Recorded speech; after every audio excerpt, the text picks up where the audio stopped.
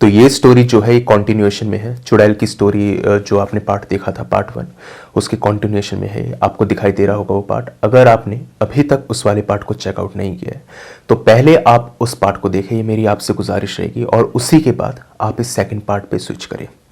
तो अब जो है स्टोरी यहाँ से आगे बढ़ती है कि किस तरीके से उस चुड़ैल ने, वो जो शीतल लड़की थी, उसने किस तरीके से इस घर के अंदर कोहराम मचा दिया और किस तरीके से उसकी सच्चाई रिवील हुई और क्या क्या यहाँ पर उनके परिवार वालों को झेलना पड़ा। ये सब कुछ आपको इस पार्ट के अंदर मिलेगा।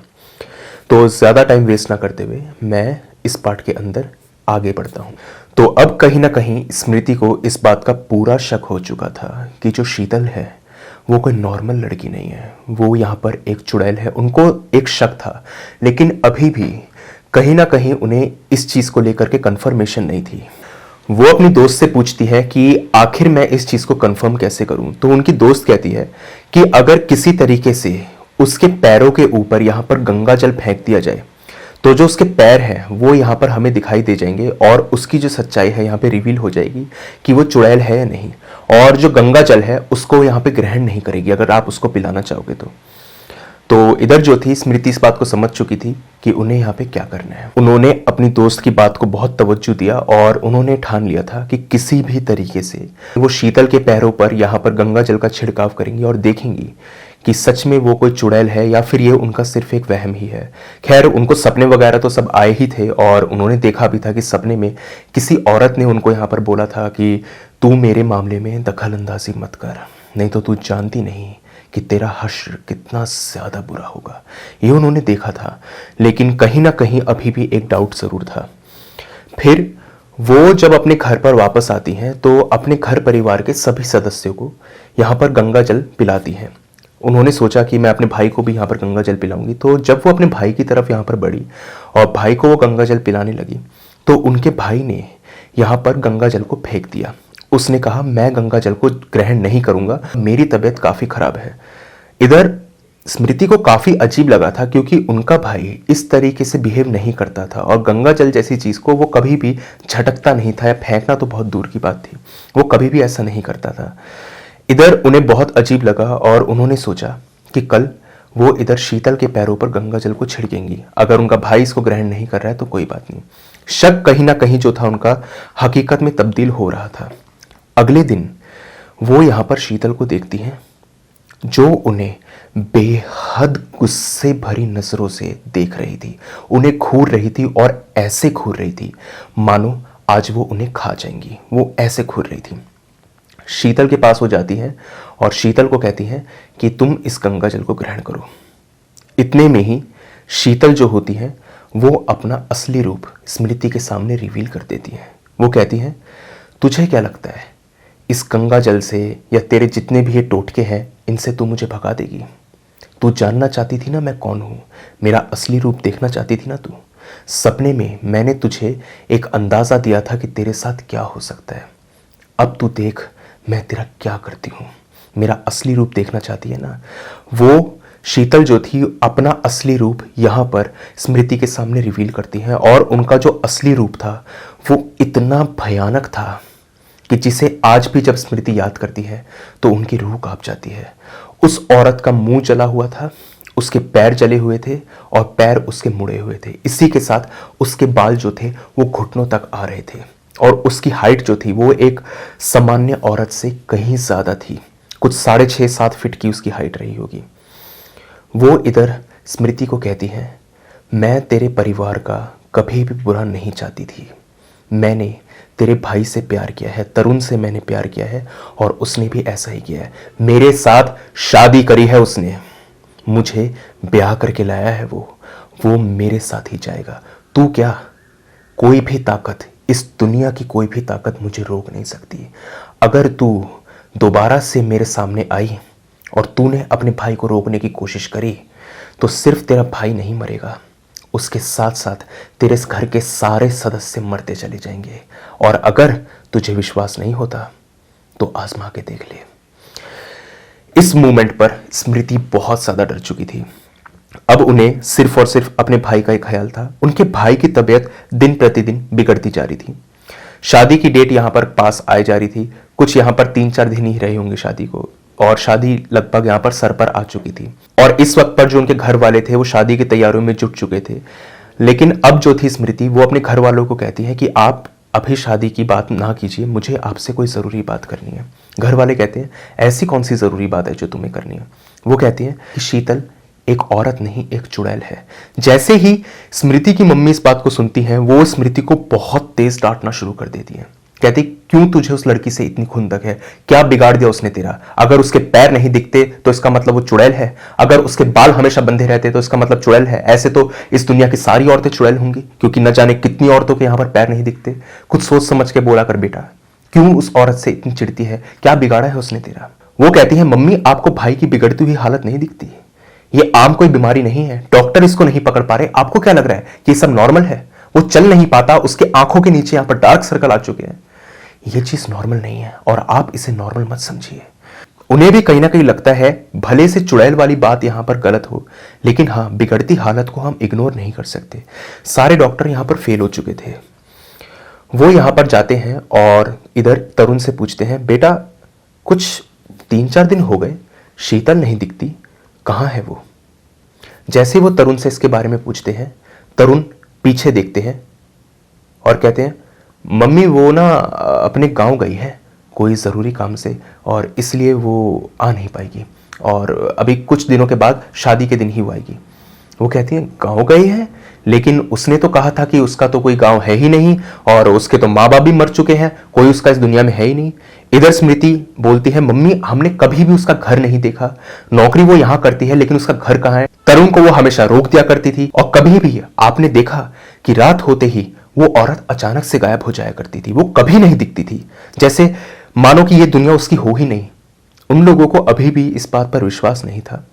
लेकिन अचानक से यहां पर तरुण एक औरत की आवाज में बोलना शुरू कर देते हैं, और वो कहते हैं तूने मेरा कहना नहीं माना, मैंने तुझे रोका था, तेरे घर वालों के सामने मैं अपना असली रूप दिखाना नहीं चाहती थी, लेकिन अब तू देख मैं तेरा क्या करती हूं। और वो इतना ही बोलती है, और अचानक से जो तरुण के फादर थे उनको पता नहीं किस फोर्स ने यहां पर खींचा, बहुत तेज उनका जो सर था वो दीवार पे जाके लगता है, और उनका सर जो था यहां पर वो बहुत ज्यादा घायल हो चुका था, उधर से खून वगैरह बह रहा था, बहुत सीरियस उनकी हालत हो चुकी थी।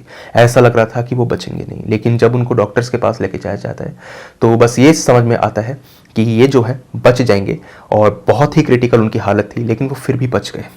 इधर स्मृति इस बात को समझ चुकी थी कि अगर मैंने इस चुड़ैल को रोका तो ये घर के सारे सदस्यों को मार देगी। उसने चेतावनी यहाँ पर 2 बार दे दी थी, लेकिन फिर भी स्मृति ट्राई करना चाहती थी। लेकिन अब उनकी हिम्मत यहाँ जवाब दे चुकी थी। उन्हें लगता है कि ये औरत जो है ये तरुण को तो लेकर के जाएगी ही, लेकिन अगर हमने इसे रोका तो ये हमें भी मार डालेगी। उन्हें कोई भी आइडिया नहीं था कि किस तरीके से वो अपने भाई की जान यहाँ पे बचाए। कोई भी चीज़ उनको यहाँ पर समझ नहीं आ रही थी। लेकिन उनके फादर जो थे वो अब कंफर्म हो चुके थे, इसी के साथ साथ उनकी मदर भी कंफर्म हो चुकी थी कि तरुण के ऊपर एक चुड़ैल का साया है। वो चुड़ैल बार बार ये बात बोलती थी कि ये मुझे ब्याह करके लाया है, लेकिन तरुण ने तो कभी किसी से शादी करी नहीं थी, और ऐसा भी नहीं था कि तरुण अपने माँ बाप से कुछ छुपाते हों। तो इस शादी वाली बात आखिर आई तो आई कहां से? इधर तरुण के फादर अपने बेटे को मरते हुए नहीं देख सकते थे। वो किसी यहाँ पर पीर बाबा को जानते थे, और उनको वो बुलाते हैं, कहते हैं बाबा ऐसी ऐसी बात है, और ये जो लड़का है हमारा लड़का इस दुनिया से चला जाएगा, आप उसे बचा लीजिए। पीर बाबा उस घर में आते हैं, और घर में आकर के वो तरुण से बात करते हैं। तरुण बिल्कुल ही नॉर्मली बात कर रहा था, लेकिन उन्हें कहीं ना कहीं तरुण के पीछे एक साया खड़ा हुआ नजर आ रहा था। ऐसा साया जो क्लियरली किसी औरत का तो नहीं, लेकिन एक साया जरूर था, ऐसा उन्हें लग रहा था। और तरुण जो थे वो कमरे के एक अंधेरे में खड़े हुए थे, तो कहीं ना कहीं वो कंफ्यूज भी थे कि ये साया तरुण का ही है या किसी और का भी है। वो साया जो था वहां से हिल नहीं रहा था, और तरुण की परछाई बन के पीछे खड़ा हुआ था। पीर बाबा इधर समझ नहीं पाते कि तरुण के ऊपर आखिर चक्कर क्या है, क्योंकि तरुण ने उनसे कोई बदतमीजी नहीं करी थी, और इसी के साथ साथ कोई भयानक रूप उन्होंने नहीं दिखाया। पीर बाबा फिर भी इधर कहीं ना कहीं तरुण के फादर को कहते हैं उनके कान में, इसको जितनी जल्दी हो सके बालाजी मंदिर ले जाओ। वो बस इतना बोलते हैं, और बहुत ही धीरे बोलते हैं। इतने में तरुण बोलते हैं, ए बुड्ढे क्या बोल रहा है तू? बालाजी मंदिर लेके जाएगा मुझे?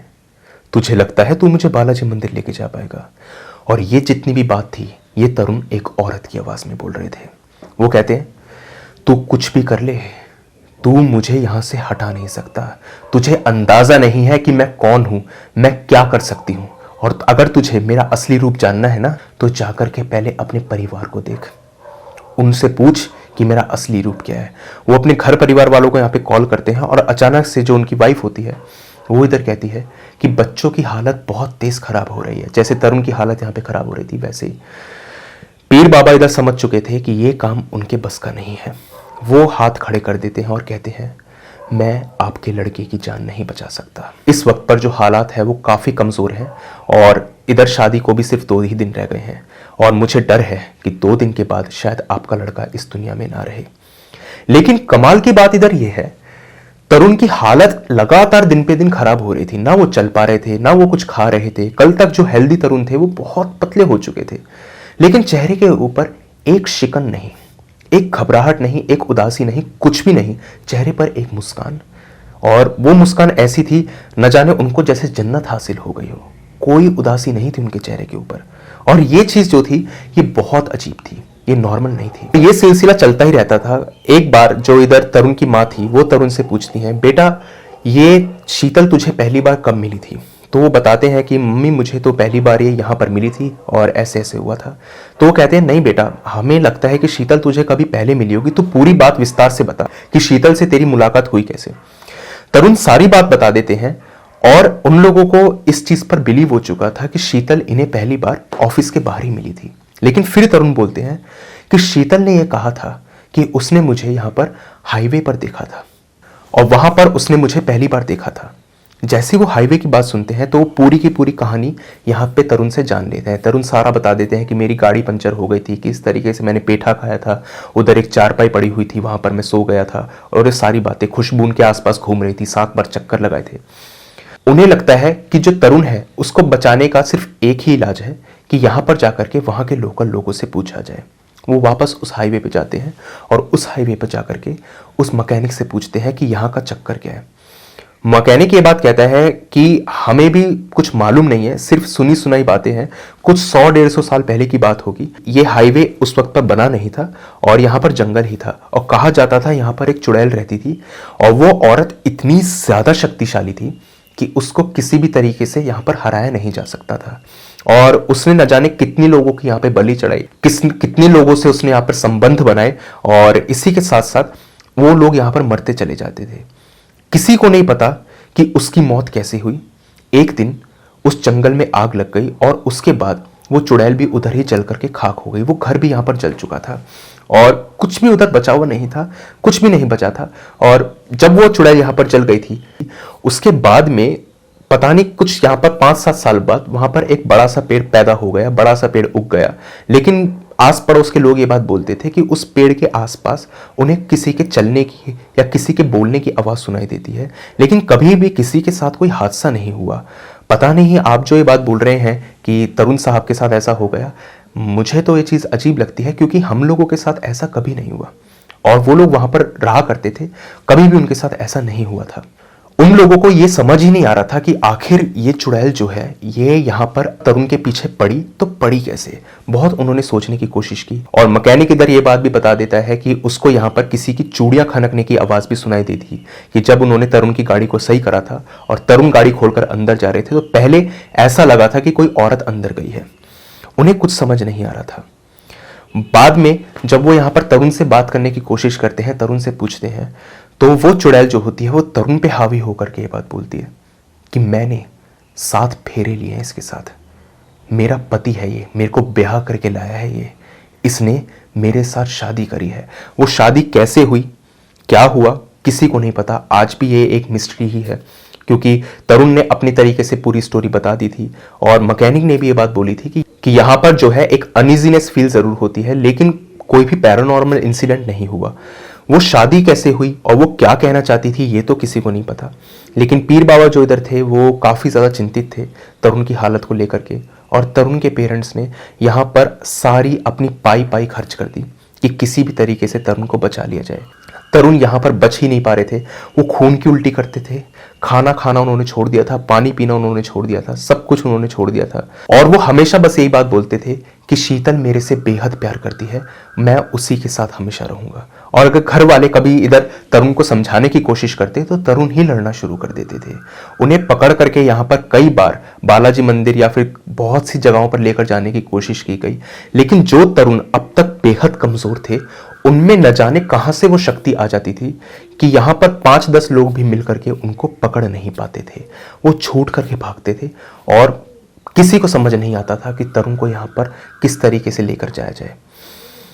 कुछ यहां पर 2 ही दिन शादी के लिए बचे थे और ये 2 दिन बेहद मुश्किल से उन लोगों के कटते हैं। लेकिन यहां पर जो मुसीबत थी वो उनका पीछा छोड़ने का नाम नहीं ले रही थी। उनको किसी भी तरीके से शांति नहीं थी। न जाने क्या होता है, शादी वाले दिन कुछ यहां पर दोपहर के 3 बजे उन लोगों को तरुण की लाश उसके कमरे में लटकती हुई मिलती है। कोई सुसाइड नोट बरामद नहीं हुआ था। तरुण ने कुछ यहां पर 12 बजे के आसपास अपने कमरे की कुंडी लगा ली थी और 3 बजे वो फांसी के फंदे पर झूल गए। क्यों उन्होंने इस स्टेप को उठाया ये किसी को नहीं पता और तरुण इस दुनिया से चले गए। जो उस चुड़ैल ने कहा था वो उसने करके दिखाया। शादी वाले दिन उसने यहां पर तरुण को मार डाला और तरुण बेहद दर्दनाक मौत यहां पर मरे। उससे पहले उन्होंने बहुत कुछ झेला था। क्यों वो चुड़ैल तरुण के पीछे पड़ी थी, किस तरीके से उनके पीछे पड़ी थी और 7 फेरों का मतलब क्या है किसी को नहीं पता। लेकिन उसके बाद से उनके घर परिवार के अंदर उस चुड़ैल का जो साया था वो पूरी तरह से खत्म हो चुका था। अगर यहाँ पर तरुण को रोकने की और कोशिश की जाती तो शायद से इस घर परिवार के सारे सदस्य मर जाते। पीर बाबा समझ चुके थे कि इस चुड़ैल को काबू नहीं किया जा सकता। ये जब जिंदा थी तब भी बेहद शक्तिशाली थी। लोकल लोगों ने इस बारे में बताया था और मरने के बाद इसकी शक्ति कई गुना यहाँ पर बढ़ चुकी थी।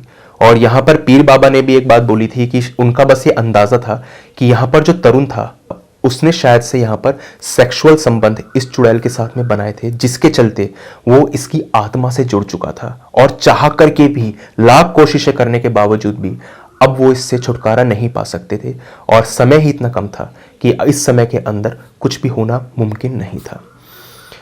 इधर साथ ही साथ वो लोग ये भी सोचते हैं कि जो तरुण है उन्होंने शायद उनको पूरी स्टोरी कभी बताई ही नहीं। अगर बताते तो शायद से तरुण को इधर छुटकारा मिल भी सकता था। और किस तरीके से वो चुड़ैल उस पेड़ से आज़ाद हो गई किसी को नहीं पता, कुछ नहीं पता।